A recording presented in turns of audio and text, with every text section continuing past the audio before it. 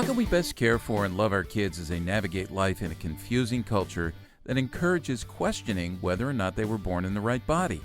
As Christians, we're called to root our convictions on identity and gender in the unchanging Word of God. Still, there's been lots of confusion among youth workers and parents regarding the issue of gender, leading many to misguide kids in deeply damaging ways. Now, a growing number of detransitioners are speaking out from their own experience about the insidious and damaging transgender ideology. We welcome author, filmmaker, and the executive director of the Center for Bioethics and Culture, Kallie Fell, to take us into the very personal and compelling stories of detransitioners on this episode of Youth Culture Matters. From the Center for Parent-Youth Understanding, this is Youth Culture Matters. If you're a parent, youth worker, educator, counselor, grandparent, or anyone else who cares about kids, we're glad you've joined us for this practical, informative, and hope-filled podcast. This is a place where together we talk and think Christianly about the rapidly changing world of today's children, teens, and young adults.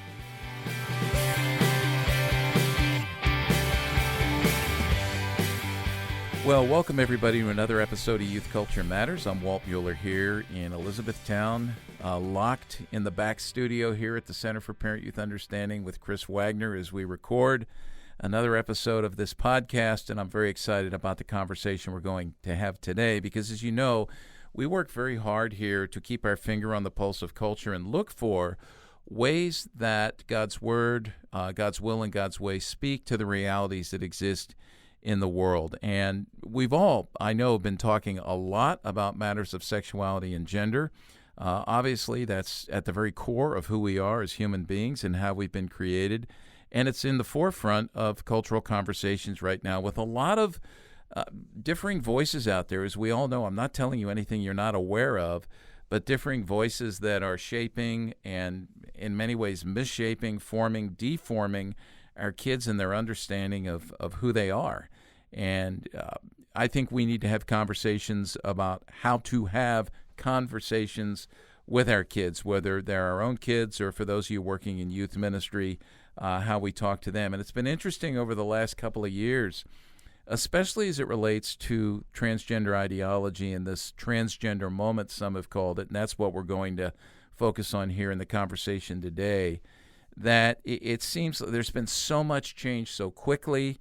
I know some of you have listened to our past podcasts, perhaps with one with Rosaria Butterfield, where we talked about being in the fog and then suddenly coming out of the fog and having some clarity on how to speak to things, and we've recommended many resources on that. But there are a couple of new resources that I've become aware of in the last few months, and they both come from the Center for Bioethics and Culture Network, known as the CBC. We'll call it that for short. And our guest today is from the CBC. Kallie Fell is with us. Kallie, welcome. Thank you so much for having me, Walt. I appreciate it. Well, I can't wait to chat with you because, Kallie, you're the executive director there, and we're going to ask you in a minute about yourself. But the resources, I just want to give people a little background. The resources that I encountered, I read First Things, which is a journal, and I've recommended that folks read that here. I mean, just all about faith and culture and some great articles and guidance in there with depth, by the way. And always on the front cover, inside the front cover, there's an ad for books from a publisher known as Ignatius Press. And I've read several of those books. The Genesis of Gender, Abigail Favale, who we've had on here, Mary Eberstadt's Adam and Eve After the Pill. And then this book showed up. It's been published earlier this year, The Detransition Diaries, published by Ignatius, co-written by Jennifer Law and our guest today, Kallie Fell. And the book comes out of, my understanding is, Kallie, the film, the documentary film that the two of you did, called the same thing, The Detransition Diaries. So we're going to talk about that. But Kallie, a little bit about yourself and then the Center for Bioethics and Culture Network. Could you give us some insight into who you are and what we'll find when we go to the website for CBC? Absolutely. So as you said, I am the executive director at the Center for Bioethics and Culture. By the way of a master's degree in reproductive physiology, and also I am a perinatal nurse at a hospital where I live. So also a nurse while in this space. So still getting to take care of women and children and infants. The Center for Bioethics and Culture, really, we are an educational nonprofit. We exist to educate and inform members of the general public, of lawmakers, thought leaders, anyone on ethical issues in healthcare, biomedical research, and biotechnological advancement. Most of our work, we've been around for about 24 years now. Most of our work started in the space of what we call big fertility or third-party reproduction. And then, I never thought that I'd be defending the idea that humans are either created male or female, but we found ourselves in this space where we were just completely flabbergasted that children were becoming infertile by these transitioning therapies. And we're going to unwrap all of this in today's interview. And so we entered in this space several years ago, a few years ago now, 3 films and a book later. And so you do mention that the book, The Detransition Diaries, it is made after the film, which is actually a second in a trilogy of films. And so we have 3 films all available for free on YouTube in this space, and we can talk about those. But really, education is our goal. You mentioned that, the audience here are folks who, parents, leaders, youth leaders, teachers. You're our audience. We want to educate and help in any way that we can in these topics that are affecting our youth and the most vulnerable among us. Yeah, and so I love, to talk about ethics because, as a Christian organization, CPYU, we're trying to tap into, basically foundationally God's order and design for things. And like you, I remember, and it wasn't that long ago when I was asking questions just about terminology. All right. So when Right. you talk about, and it was just a few years, transgender, what, gender dysphoria, what, even the term gender and, birth sex and sex assigned sex and things like that. All these things were just, and this is where, I felt like I was in a fog. And youth workers and parents were coming to us and saying, hey, help us understand, how do we navigate this? That's the ethical part. As we think about this, what do we believe, and then what behaviors should come out of that? And I think we're coming out of it now, and there's some clarity, and certainly your film and the book. And so talk a little bit about, the genesis of the film and the genesis of the book, because when all the fog came down, it was all about the transgender ideology. No one that I remember was really talking about or had a voice about detransitioning, and now we're hearing that everywhere. And Yeah. we have to listen. We have to listen. That's the value of what you've done here. So talk a little bit about where this all came from, the film and the book. Absolutely. So the work that we do at the Center for Bioethics and Culture, and we'll just call it the CBC, we challenge medicine when it loses its connection to the tradition of the Hippocratic Oath, which is the physician's responsibility to do no harm. And we believe that the gender affirmation model, which I use that in quotes, a lot of the language that they use, I actually use in quotes because I don't agree with it. Right. But it's a perfect example of where the medical field has abandoned this oath over the last decade. Like you talked about, it's fairly recent, but the tipping point, I think, was really 2014-ish. And in our book, as well as our films, we really examine that. And like I alluded to just a minute ago, most of our work focused early on, and still does, because it's still really pertinent and coming back around with new laws and things that are happening. But we focus a lot on third-party reproduction. So when we learned that children, before they were put on a path to medically transition, again, in quotes, because you can't transition. Right. You cannot turn, I want to really hone that point. You cannot turn into a male if you are female. You cannot turn into a female if you are male. But they're offered fertility preservation, or so-called fertility preservation, before being put on a path to transition, before they're harmed, before their reproductive capabilities are harmed. And so we knew we had to weigh in on this debate. It was a really hard step for us, because at that time in history, not too long ago, people, and still are being canceled, They're afraid to talk about this issue, afraid of being canceled. They're losing their jobs, their livelihood, their families. But we had to. So during actually the pandemic, we made our first documentary film on this space called Transmission: What's the Rush to Reassign Gender? And speaking to parents, this is the film actually I would recommend parents start with. This film was released in YouTube in 2021, and it took a very critical lens or look at medically transitioning young children. And we interviewed a lot of parents in this book, or I'm sorry, in this film. And we also talked to experts, pediatrician, endocrinologists, those in academia, and then a couple of detransitioners. And we can talk about what that term means. Who all were rushed to medicalize their children with puberty blockers, cross-sex hormones.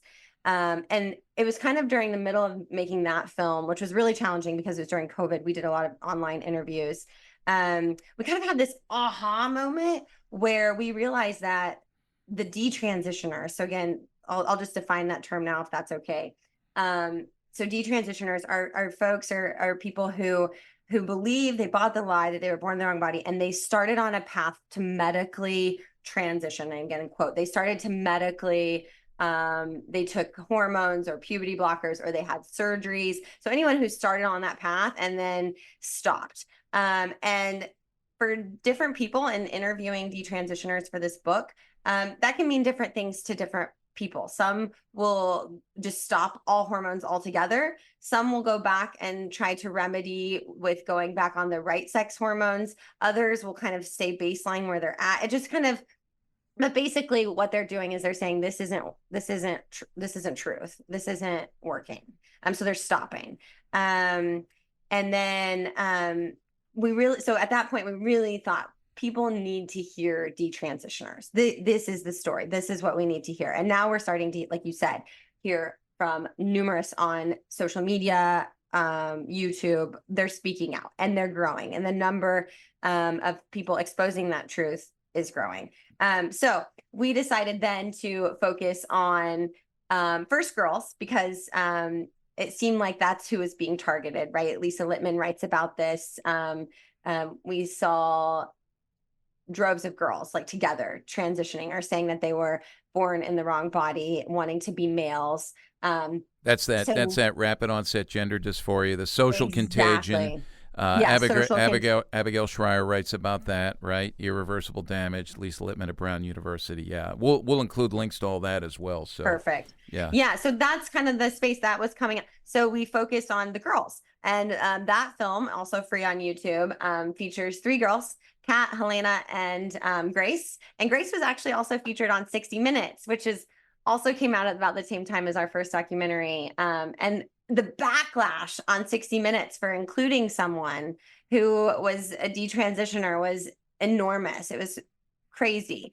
So we told their stories through a very short film documentary, and thought we were done. But during that filming, Ignatius Press came to us and said, "Hey, would you write a book on this?" And absolutely, we answered that call. It seemed kind of perfect. And then again, like I said, kind of thought we were done. And then we had parents reach out and say, "Wait a second, you haven't told the boys' story. You haven't told their side. They're here too. We're struggling too. Tell our story."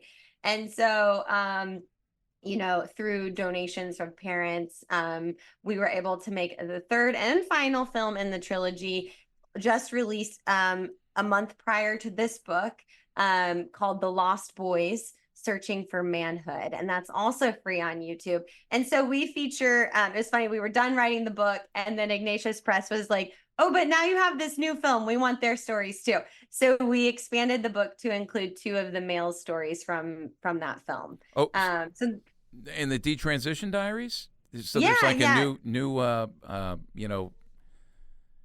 a new version of it's out, a revised version. No, it's just in there. It's in there automatically. Oh, okay. It was kind of like we were done. We had just sent off our edits. Oh, yeah. I do have that. All right. I'm thinking of the film. So now I'm seeing. Yeah, they're in there. That's so right. We did include, if you go back and watch the film, The Lost Boys, then you'll be familiar with 2 of the stories as they're presented also in the book. Which I read about in the book. So I apologize for forgetting that. No. It's easy to focus. Like I said, and originally the book is very female focused because that's the landscape that we were in. And at the time of writing the book. So Yeah. very, very easy to kind of, and Y- they have the same name. So that makes it a little difficult too. So you did mention I just want to reiterate something you said about the interview with Helena, correct, on 60 Mhm. Minutes, and that was Oh, Leslie. Grace was Oh, on Grace 60 was Minutes. on 60 Yeah. Minutes. That was with Leslie Stahl, I believe. Yes, it Okay, now was. I got something right. That's good. So with Leslie Stahl, and if you can watch that as well. That's available out there as well. So, and it's interesting. Now I have a ton of questions for you, but early on there, you talked about cancellation, getting canceled, having to be bold in all this, and I think it is becoming. From where I sit, at least it's become a little easier for us in terms of, people are starting to go, well, yeah, maybe that's right. We shouldn't have been doing that, or we jumped the gun on that, or we bought into that way too soon, much like many of these detransitioners themselves.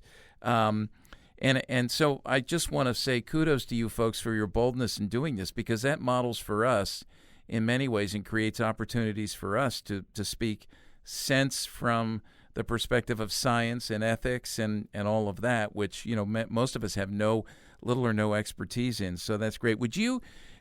So as we talk about detransitioning, I just want to ask a question about transitioning. And before we started to record, I mentioned to you Miriam Grossman and her book Lost in Transnation, but I know you folks as well. She talks about the assembly line that we get kids on, and you were talking about parents of younger children raising the alarm, physicians, counselors, educators who push towards this. Oh, you're 4 years old, you're 5 years old, you were born or you were signed male at birth, but you like to play with dolls. You must be trans, right? So quickly. So what is the the progress? Like, what does it start with? How do we move along? Everything from social transitioning right up to, Right. surgical. Yeah, if you can just make people Sure. familiar with that a little bit. Yeah. And the answer to this there might be a little caveats depending on what state you live in, because Okay. I'm in California, right? And we're passing legislation that teachers and educators, or those in the school, in academia for elementary, middle, high, they no longer have to tell the parents if they're socially transitioning their children. Which is interesting, because when did educators become physicians? When did they, if this is a medical condition that we're treating medically, then when did we give the power of education to also treat medically? Right. And But that's an if I can add to that, I mean, I don't know if you're seeing this in California. I'm assuming you are, but it's not just, oh, a kid brings this up and now I'm not going to tell the parents, but there's actually education about the ideology and right. offering education on the ideology in the schools. Right. Schools, libraries. I mean, it's around, I have two small children that I'm thinking about what's our path, because to even put them in a library at such a young age where they can find these resources detailing some things. And that's part of the problem. Is this is all really rooted, and Miriam Grossman, I think, is oh, let me find that quote, but she talks about this. But this is all rooted back with men, doctors, physicians, people who had a kind of a sick ideology. Oh, And this yeah. is how it all kind of started. They were all um, you know, pedophiles, and they're pushing their own agenda. And we're seeing this now. We're seeing this kind of gross stuff showing up in schools, and it's really having it. You're right. It not only are they keeping it secret if it's getting there, but for kids who aren't even maybe dealing with gender dysphoria, they're being um, shown this kind of ideology and material even beside that. And yeah, like I said, she's quoted saying, "We'd reached today's madness. It came from disturbed individuals with dangerous ideas, radical activists who wanted to create a society that would not only accept their pathology, but celebrate it. These men," talking about the history of how this kind of all started, "these men were pedophiles. It was in their interest to teach children as miniature adults who enjoyed sexual contact and had the right to consent to it without other adults or law interfering. And that's kind of where we are now too. And so, but to answer your question, how this traditionally looks is say a child presents to the parents or to the school that they feel like they're born in the wrong body. So right, the first step is to agree with your child, they would say affirm your child. Absolutely, honey. Yes, you can be a boy. We're gonna call you. What would your boy name be? Socially transitioning. They might try on, wearing different clothes if they want to wear, which again, I have no problem. People can wear what they want to wear. This idea of gender is just a social construct. Yes, there are sex differences, phenotype differences, but gender is just this construct. Girls can play with trucks and boys can play with dolls. That doesn't mean they were born in the wrong body. That doesn't mean that we need to chop off healthy body parts and put them on damaging medications. But if a child presents and they say, I feel like I'm born in the wrong body, the first step is often promoted is socially transitioning, just calling them by whatever name they wish to be called, using the pronouns, whatever crazy words they come up with. I see even in the hospital where I work, some of the Zazer is her pronoun, I'm just making up words. And so that's the kind of the first step. Then from there, depending on the age of the child, it kind of would depend. And I'm not a doctor. I just want to let your listeners know that. But depending on the age of the child, they might be offered then puberty blockers. So then that way the child, and in our first film, one of the endocrinologists talks about this, how men who wanted to transition, because that's how this started, was men who wanted to be women, adult men who wanted to be women. And they were, wait a second. I'm already an adult and I'm trying to change into female, but my hands are big, my shoulders are broad, all of these things. I have facial hair you can see, even if I shave or laser. And so, well, if I stop this before puberty, then I won't have those things, right? I won't be as, and if you see the interviews, if you saw an interview of a couple of girls, they were, who were put on puberty blockers, and and now they're older and they still look stuck. Like they look so young, so stuck. So the next step would be puberty blockers, to kind of stop that, to halt that, to chemically really castrate the mind from puberty. Which puberty, as our doctors talk about in our film, is such an important step to development. Your brain developments, your bones develop, your reproductive system develops. So to just halt this and then to say that it's reversible is really dangerous. So puberty blockers being the next step. And then from there, being introduced to what I call wrong sex hormones. So everyone has estrogen and testosterone. Men have estrogen, women have testosterone, in smaller amounts though. It's all about amounts. But then these girls, like Kat, Grace, they're given large amounts of testosterone, cross-sex hormones. And then the final step, kind of, if they go so far, would be surgery, sex reassignment surgery. So for girls, cutting off the breasts, which is the more popular surgery. And then we have what they call bottom surgery, which has a lot more risks. Removing the uterus for girls, making a penis out of skin on your arm, those types of things. For men, it's taking orchiectomies, taking off the genitalia and making cavities that replicate, that have long-term consequences and lifelong issues, for men who try to create like a neo vagina that has to be dilated all the time. And all of the detransitioners that I've interviewed have had complex complications.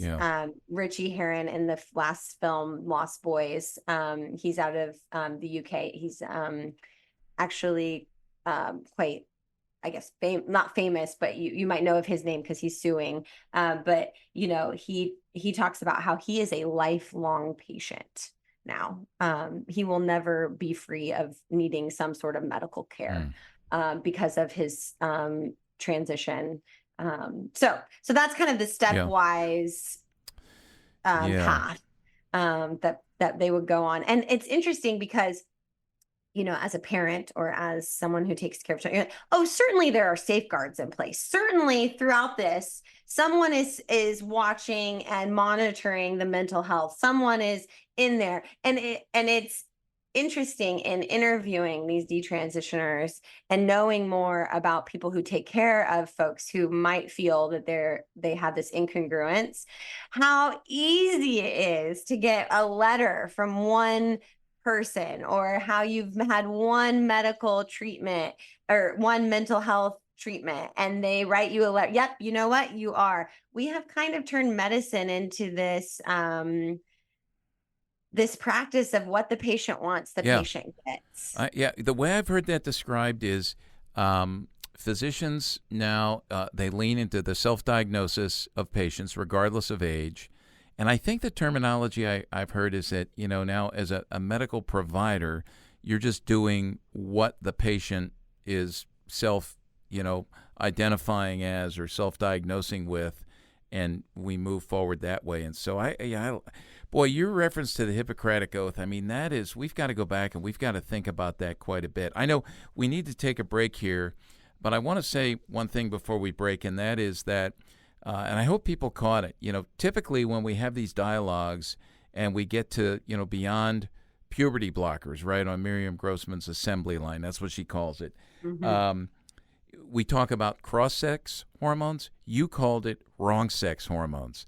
And what I like about that is, and this is what we've been trying to get youth workers especially to understand, because there's a lot of debate in the youth ministry world about if a student comes and they ask to, preferred pronouns and things like that, do I call them that? Pronoun hospitality, I'm going to play along.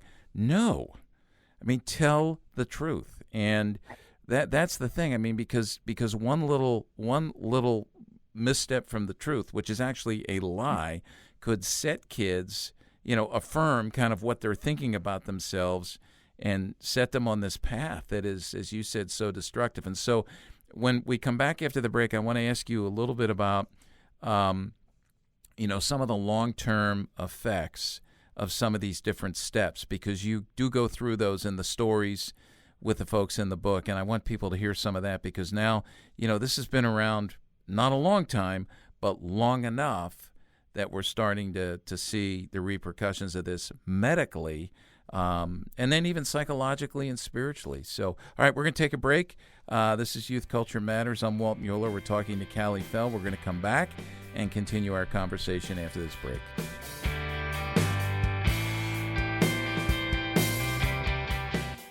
If you enjoy listening to Youth Culture Matters and would like to support the ongoing efforts of this ministry, you can do so by visiting cpyu.org/giving to make a donation. Your prayers and financial support make this podcast possible.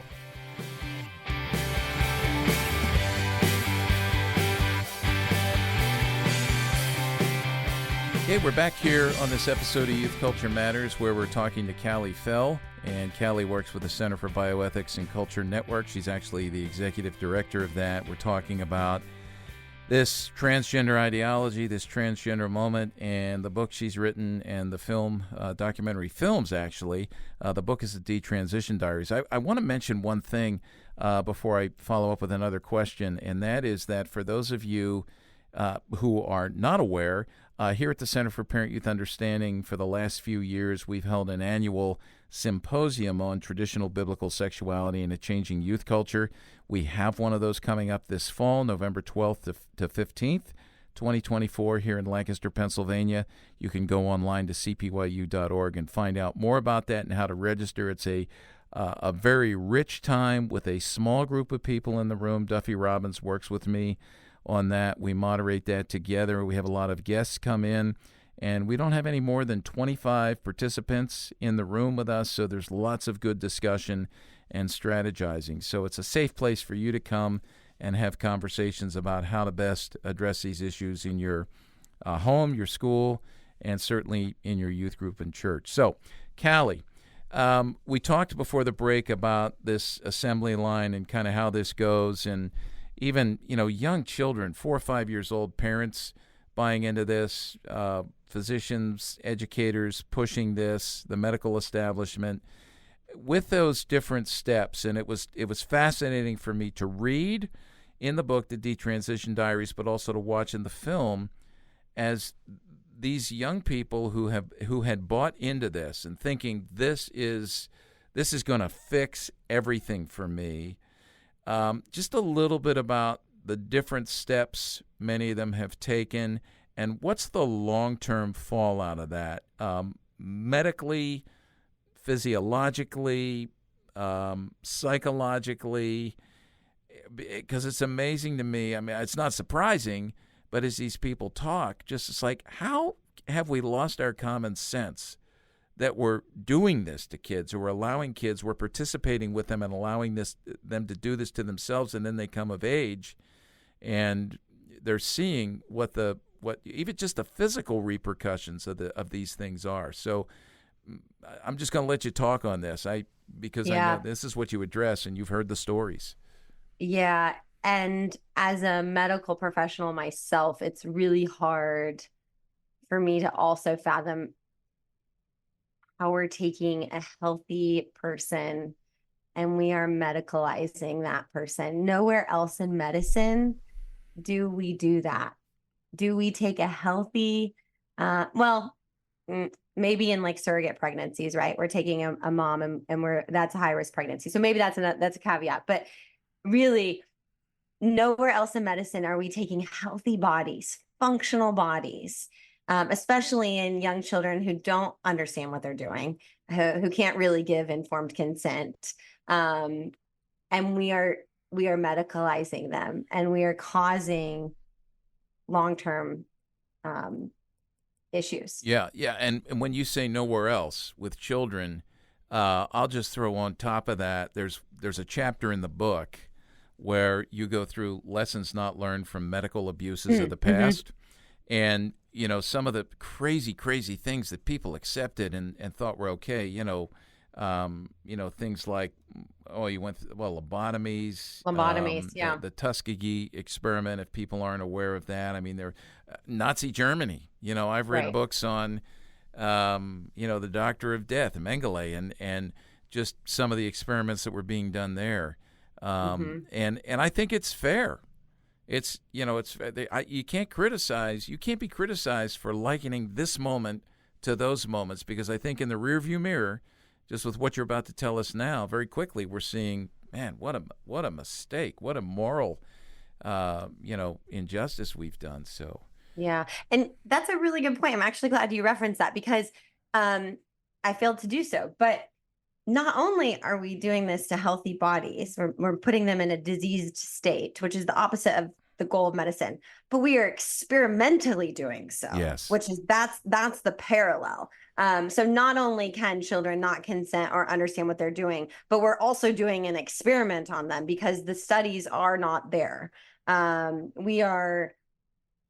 We don't know. That's one of the things I think we hone on the book, is we give a laundry list of things that can happen, right? So for women who go on testosterone, this happens in like PCOS. That's a disease state. So we're making a disease state. But we go on to talk about the risks there, weight gain, severe acne, baldness, sleep issues, issues with your lipids and triglycerides, and metabolic diseases later in life, all of those things, embolism, infertility, menstrual issues, there's a laundry list of things that can happen when you're given the wrong hormones. But the big thing too, that, like I said, we hone on, is that there are unknown risks. This is a huge experiment, and we're doing it to our children. We're doing it to the most vulnerable among us. We don't know if this is causing cancers. We know this affects fertility. We don't know how so. Even offering fertility preservation, might I add, that is largely experimental and very unsuccessful. So you're offering a child who hasn't gone through puberty first, do you want to have kids in the future? And how many of us at 10 years old knew what kind of family they wanted? I wanted 5 children and I wanted them all to be girls, and I wanted all of their names to start with B, if you were to ask me. And then, later in life, I didn't want any children. So we're asking them, do you want children? And if you do, let's go ahead and preserve your fertility. So we're offering something that sounds like a promise, that comes with its own risks and is largely experimental and unsuccessful.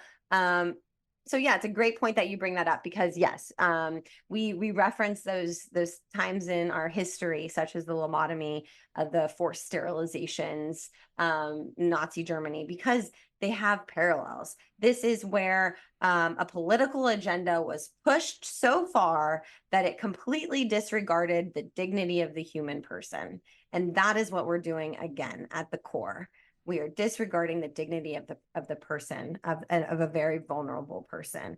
And I'd like to actually quote, and I've talked a lot about him without crediting him yet, Dr. Van Meter. He's the endocrinologist that's in our films, and he does a lot of work in this space. So for any parent or anyone who would like, I think you can find his work online and others. But he says in our book, it is unconscionable that we would take a normal, healthy human body and block the progression of puberty, which is incredibly critical for that body to make it to the adult side of the spectrum. Then on top of that, confuse it with giant levels of hormones that are not designed for the physical body to tolerate, which create disease states. This is taking a healthy body and turning it into a disease body, all based on an ideology that it's okay. Not based on science or research or peer-reviewed studies. Yeah. And like I said, there are tons of complications. I'm happy to go even further into them. Some of, a lot of the rhetoric around gender dysphoria is we have to transition these kids because they're going to commit suicide. Would you rather have a live daughter or dead son? Like, what would you like? They're going to commit suicide. And parents are fear-based. First of all, medicine should never be fear-based like that. That is not good care. If you have a doctor who's trying to give you care based out of fear, then find another doctor for any treatment, right? Would you go there? Would you have your doctor cause fear in you about anything else? No, that's coercive. That's coercive medicine. But they're saying they're going to commit suicide. However, recent studies are showing that actually folks that transition are more likely to have suicide than those who don't. And also children who are left alone to just grow and explore and say if they're a penguin or a boy or whatever, and they can just be themselves, they're gonna figure things out. They're gonna align back with how they're gonna match with what their body is. And the research shows that. Yeah. Yeah. Right. Yeah. Exactly. Wow. Yeah. This is good. One of the things you said, you used the words human dignity a few minutes ago, and I just want to circle back on that, because one of the critiques of the kind of work that you're doing, and one of the critiques or pushbacks on the kinds of things that we've communicated here at CPYU, is you're not showing love. This is not loving. And I think, it's what we say here is it's loving to tell the truth, and to tell the truth to someone respects. And I know this is what motivates your work at CBC. It respects. It has the highest sense of human dignity. And, here we talk about just, God-given value, worth, and dignity just because you've been created in the image of God and by God's design. And so I just want to emphasize that, because you're not undermining human dignity by pushing back on these ideologies that are damaging. You're honoring human dignity, and you're working to point, as you said, these little kids who are making decisions at 5, 6, 7, 8, 9, 10 years old. Who knows, And so this was one of the common threads here in the Detransition Diaries. Talk a little bit about, I was really intrigued in the book and on the film by how people were encouraging the individuals that you give their stories in the book and on the film, encouraging them to live into this rather than taking the time to figure out what's really going on. And that's where I wanted maybe comorbidities. Could you mention a little bit about that? Because that's, Sure. I mean, and Lisa Lippman, right, and Abigail Schreier, they talk about that, the comorbidities. Anybody who's written on this from a sane perspective understands that there's multiple things that could be happening and probably are happening. So just a word on that, if you would. Absolutely. And it's different and also the same in boys and in girls. So girls have different things going on, as do boys, but there are some things that overlap. One of the things I found in researching for this book, and I think it is Lisa Lippman's research that talks a lot about this too, the comorbidities. But one thing I did really struck me were what we call ACEs, which are adverse childhood events. And these are anything from like divorcing parents all the way to, worst case scenarios, sexual trauma, or just any adverse event. And you could add on to that, maybe not an adverse event, but comorbidities of folks who might have autism or other mental health issues that they're dealing with. Richie in the film, it's really, I really encourage the folks who enjoyed this book and hear the girl's story to go and watch the newest film, The Lost Boys, because these men do a beautiful job of articulating this point that we're talking about. Richie had mental health issues, I think it was multiple, now I can't remember. No, it's, he had, I can't remember, and I don't want to misspeak. So welcome to my world. I can't totally remember. blanking. I say that so many times. He had pushed for that, and his mother, even he talks about how his mother is like really concerned for his mental health, and like brings this up to medical professionals. Like, he's not mentally well. Why are we dealing with the fact that he thinks that he has gender dysphoria when he has other things going on that we need to address first, right? And how he was ignored all the way through. And then when he finally detransitioned and said, I have regret, they said, no, you don't have regret. You just have this mental health disorder. So it was like this circle of like making him feel like he was crazy. Like, does that make sense? So he was like, I have this. I think I have this. I'm on medications for this. And that was ignored until he said, I now regret my surgery. I regret transitioning. And they said, no, you don't regret it. You have X, Y, or Z. So just, and Brian, also in the film, he's not in the book. Brian struggled with pornography addiction as well as addiction to substance abuse. And he says very clearly in the film, what I needed was someone to say, let's get sober. Let's get sober first. And then we can talk about the gender issue, the feeling like you're born in a wrong body. Let's get sober. Let's fix your mental health first. Let's start on a clean slate, and then we can take care of that. But instead, he was pushed through this, what Miriam Grossman, calls the, assembly line. Yeah. Yeah. He was pushed down this path and was medically transitioned. So I just say that to say a lot of the folks that I've talked to have other things going on. For the girls, Strong, one of the gals in the book, was raised in a very strict household. She thought maybe that she was attracted to girls, but it made it easier to just, rather than to say that, to change her sex or change her body. And then she also had lots of sexual trauma in her lifetime, which affected her decision. And Helena struggled with eating disorders. So we see that as well as a comorbidity. So just a lot of other things that are not being addressed first. And again, in our film, The Lost Boys, we have a pediatrician speak to this adverse childhood events, sticky situations at home, whether it's a divorce, loss of a loved one. Those types of things need to be addressed and first. Absolutely. Well, listen, we're going to take another break here, then we're going to come back. A few more questions as we close out in the last segment. Again, we're talking to Kallie Fell. What a great conversation about the film Detransition Diaries, one in a trilogy. We'll include all the links to those if you go to cpyu.org. Find the player for this particular episode of the podcast. Scroll down. Chris Wagner will have all those links there. We'll be right back.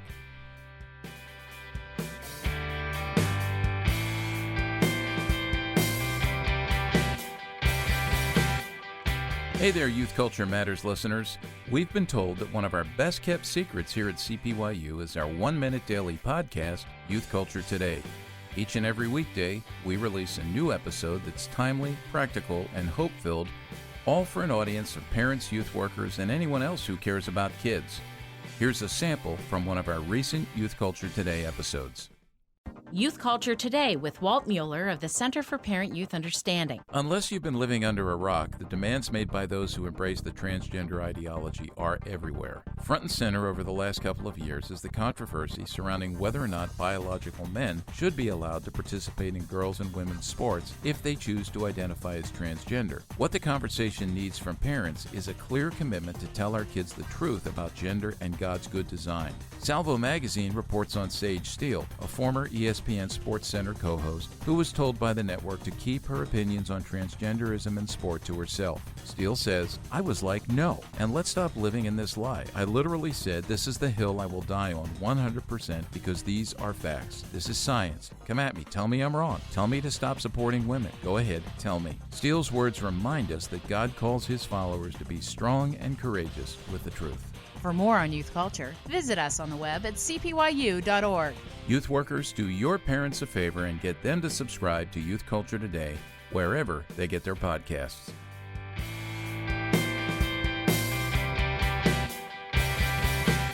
Well, welcome back, everybody. As we finish up our conversation with Kallie today, I want to ask just a little bit about some of the common threads that exist in these stories she's heard. One in particular that I think it really struck me, Kallie, when I heard from so many that, like, I'm having these problems, I'm having these issues, I'm trying to navigate my life as a child, my life as an adolescent, and it wasn't until I said I'm transgender and I'm going to start to transition that people started to listen to me. I think I heard this as well. People started to care for me. People started to love me, encourage me.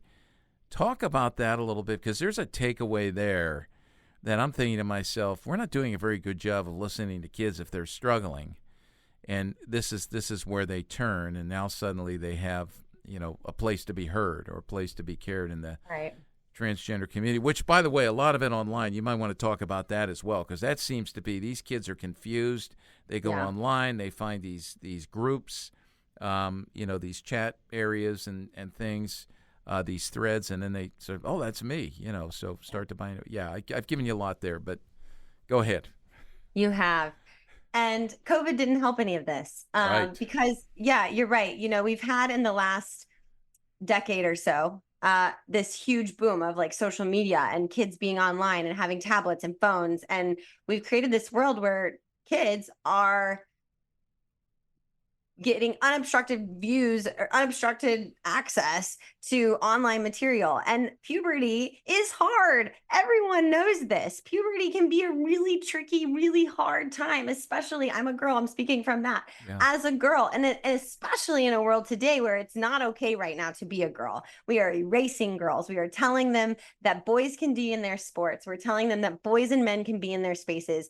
We are making our granddaughters fight for things their grandmothers already resolved, and that's not okay. So I'm speaking in that space, especially for girls, but it's a hard time. And instead of having relationship and putting the phone down, putting the iPad down, these girls are going to social media and they're talking about the feelings that they're having, and they don't know who they're talking to. Maybe there are predators online. That's one thing I wish I could tell parents is like, there are predators out there. Like, please do not give your kids online access, like just all of the time. But I'm digressing. So they're going online, and the language around this is very inclusive, to use their own word. It kind of, Richie talks about this. A lot of the detransitioners talk about this, like, oh, I have depression. I have this. I have that. The language is really broad. And so they think, this is me. I'm born in the wrong body. This will fix this. This will make me, I won't have to go through puberty. Hallelujah. I don't have to go through this struggle. I can skip it. And we're doing our girls and men a huge disservice by saying this, by lying to them to say that this is the fix. But yes, they are maybe the odd man out. Maybe they have struggles like autism, or they, as a man, they might be more feminine. So they don't have the friend groups that they have. They like maybe tend to hang out with other girls. Maybe the girl feels like she doesn't have a social circle that she fits into. All of a sudden, they're creating these online communities of people they think they know, and then they come out, and now it's the trendy thing. It's the hot topic. So they're celebrated. They're all of a sudden out at school as transgender, and they get lots of friends. The adults are really pouring into this, celebrating it. It becomes something to be celebrated. I've even read some online forums about how this is kind of like also becoming a minority. They don't want to be just a white male anymore. They want to be a minority. They're a transgender person. And so we're celebrating this, and all of a sudden they feel great. They have this euphoria. And might I add, going on these hormones do have a short-term effect of euphoria. And so at the beginning, it seems really, really great. And this is, we're celebrating that. And I feel like I haven't even answered your question, and I've already forgotten No, where I you was have. supposed to be going. But yeah, you have. I mean, it's helpful because what's happening is you're basically, a lot of what you're saying, and a lot of what the detransitioners have said that you interviewed is, I found a place. yes, I found a community. I found relationships, and as you mentioned, ACEs, the adverse childhood. We've heard it as experiences. How did you say it? Adverse childhood events. Events, yes. When you have a lot of that stuff, a lot of that is disconnect. The relationships you were made for are not functioning, or they're not functioning properly, or they're destructive in some way. And you've mentioned some of that with some of those comorbidities, that are traumatic, whether it's sexual abuse or, physical abuse or otherwise, whatever it might be, or combination of those things. And so kids are confused. They want a place to belong, and here I find it, right? And unfortunately, it's in these online communities many times that are promoting these ideologies. And so, you shared that well. So I want to ask you this, and we always do this because we have a lot of parents listening. We have a lot of youth workers listening. And there's a lot of question now, like, okay, so I'm a parent, and I've got a son or a daughter who comes to me and lays this on me. And we know from the stories we're hearing, certainly Abigail Schreier's helped us understand this with her book, Irreversible Damage, that this can come literally out of nowhere, completely unannounced. A kid comes home, announces this, has a script that they've learned. They've got support from others, perhaps peers at the school. They've been watching online videos and getting coached along by these things to say, hey, I'm transgender. What can we do, even like you as a mom with younger kids, I'm assuming, are there some things we can teach our kids when they're young? Like, what would you say to parents? What can we teach our kids when they're young to be preventive of this, educating them? Because, I grew up in a day and age where we didn't talk about sexual things or gender things, because that was kind of off limits. There was a talk at one point in time. So what can we tell them when they're young? And then maybe, when the kid comes home, how do we respond? And I know I'm not asking you to give a whole counselor's, script right now, but just some general guidelines maybe for us, for parents moving forward. Yeah, I think so. Something practical that I'm doing. I have a 2-year-old right now, and I live in California. So I'm really trying to answer that question for myself as well. But I think one of the biggest things is, one, we don't lie to our children. Two, it's important for us to protect our children and to instill in them the values that we think is important. And that could be different for different listeners. For someone of faith, that's reading the Bible to them. That's telling them that God has made them the way that God has made them. And I also think it's just really important that we do try to protect our children from these adverse childhood events. And we create a relationship where they can come to us for things like this and ask these questions. Hey, there's a boy at school. He's going in my locker room. I just had Riley Gaines come speak at an event. She talked about how none of the fathers stood up for them, that there were men changing in the female locker rooms. So dads, that's a call to you too. Like, don't be afraid to stick in for your daughters, So I think we create a culture where it's safe for our sons and daughters to come talk to us no matter what, and that we're there to protect them. I think that literature is really important. So my husband and I have already started reading books. We got a new book just in. I actually love it. It's called She is She. It's a children's book to talk about she. She is a doctor. She is not a he. She is a lawyer. She is not a he. And so just instilling that now, because we have to fight against this, I think. If you take the approach of, well, hopefully we can just not talk about it, that's not a good approach. So I think as a parent to maybe young children, we just speak truth into their lives, and we address the issue head on. And we protect our kids from where they might, like you said, they're getting it at schools and in the libraries, and to really, it's tough work, but to fight against that so that they don't have exposure to it. Yeah, I love that. Tell the truth, which is great. I think we need to, obviously listen and love and tell the truth in the context of that. So tell the truth, and then when your kids are young. I like the idea of the books. There are some, and Chris will include links to the one you just recommended.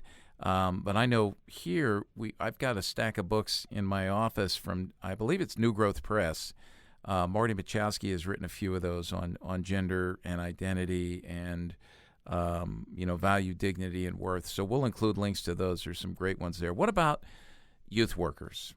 What do you want to say to them?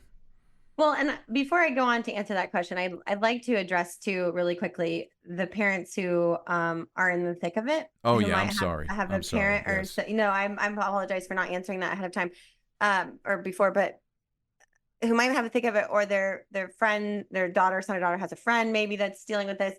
But I think you have to get radical. We interviewed Dr. Joe Burgo for the last film, and he talks about, and I've interviewed other parents who've talked about really, if this is happening to you, first of all, you have to find care that you can trust, which is very hard.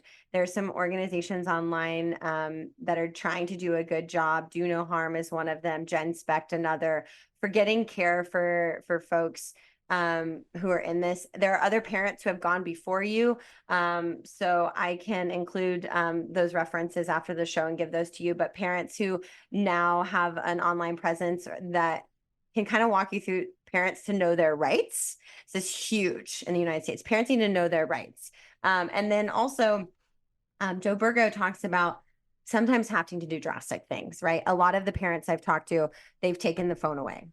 Yeah. They've moved states. They have pulled them completely out of everything comfortable in order to save their children. Yeah.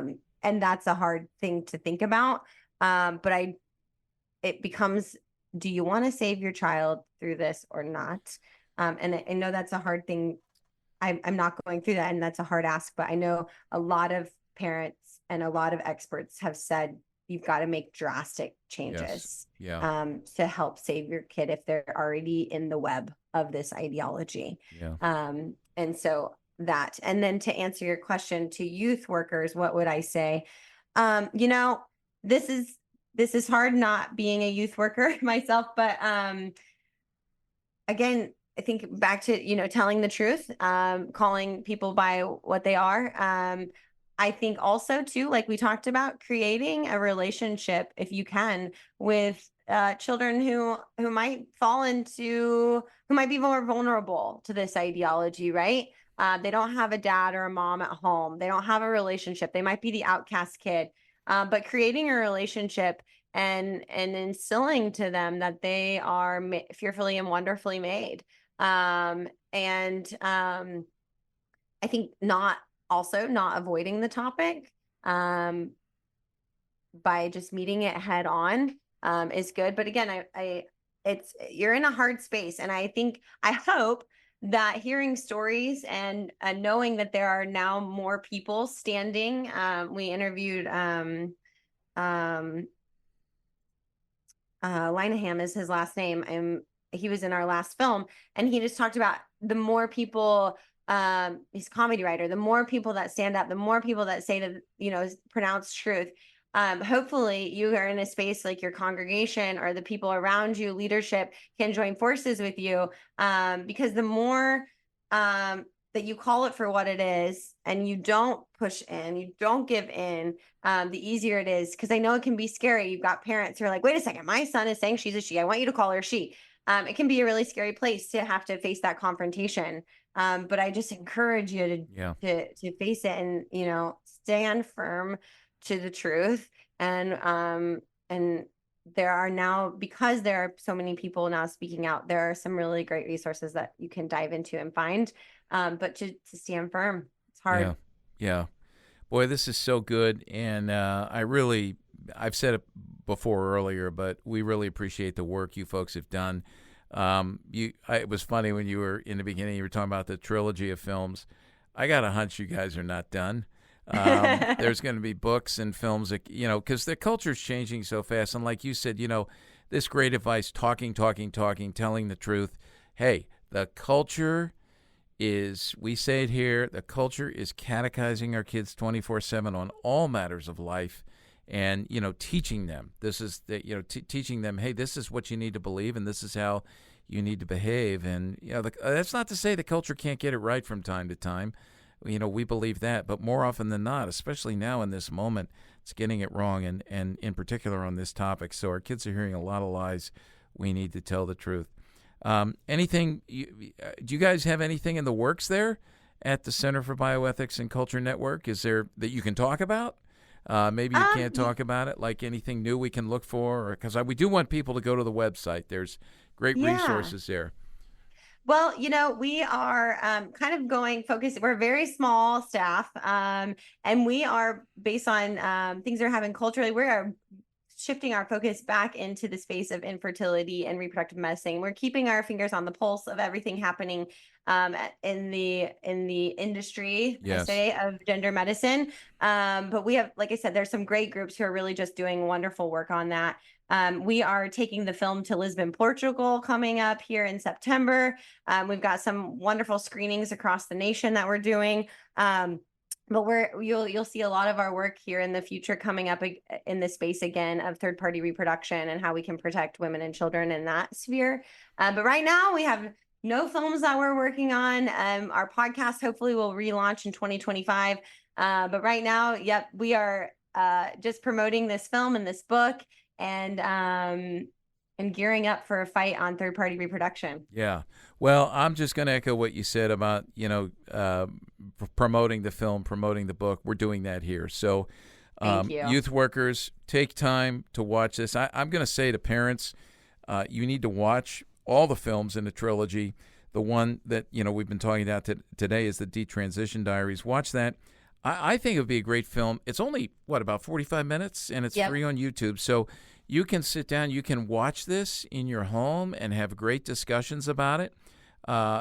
Youth workers, I would recommend that you go to your parents of your students and let them know that you want to show the film to your students and have a conversation with your students about it. And get permission, obviously. We always tell parents ahead of time on topics like these, we want to give you fair warning. Not that they need to be warned that they're going to get the truth, but prepare them for conversations when they come home. And I think this is a great film to show in a youth group setting or even over the course of a weekend retreat on these things. And we'll offer you lots of great talking points with some folks on there who are, their stories are compelling and very, very helpful. I'm gonna end with one last thing here because we're going to include a link to this, and I don't think I said this when we were recording, but I said it before we started, Kallie. The song. Did I mention the song at the end? And I want to. I'll tell you, it is wow. It is just. Can you say something about the song, and we'll include a link to it? Yeah, so Kat, who is featured in the book and in the film, she's a wonderful, wonderful woman. She's very musically talented and is very smart. She just graduated with a degree, I believe, in molecular biology. But she's wonderful, and she wrote a song for the film called Stardust. And it is beautiful. And I was telling Walt before we started recording that I had just had my first daughter when we were working on this film, and when Kat recorded the film or recorded the song Stardust, and listening to it over and over, because that's what you do when you create a film. You listen to everything 1,000 times, you watch each clip 1,000 times, but listening to the song and just holding my daughter and just getting goosebumps and chills and tears, because the song just talks about how you were made so perfectly, so to be so perfect. And just what this ideology does to destroy that. And I'm just thinking like, wow, my daughter, this is like beautiful baby and this beautiful little girl. And just thinking of Kat and how she struggled to know who she was. And anyway, I just encourage anyone to go buy the song, listen to it with your daughter, dance around the living room, have fun with it. But it's just a really great song, really celebrating girls and that we are Stardust. Yeah. You know? Watch when you watch right through the credits, right? Because it's at the very yes. Oh yeah, it's so good. It is so good. Well, Kallie Fell, thank you so much for joining us. We look forward to connecting people with you personally and with the Center for Bioethics and Culture Network. Thanks for your good work, and we're grateful you came on Youth Culture Matters. Well, thank you so much for having me. I've really enjoyed chatting with you, and thanks to all the listeners too. Thanks so much. And to everyone who's listening, again, I remind you, go to cpyu.org. You'll find the player for this particular episode of the podcast. I don't even know what episode it is, Chris. If you do you know? 187?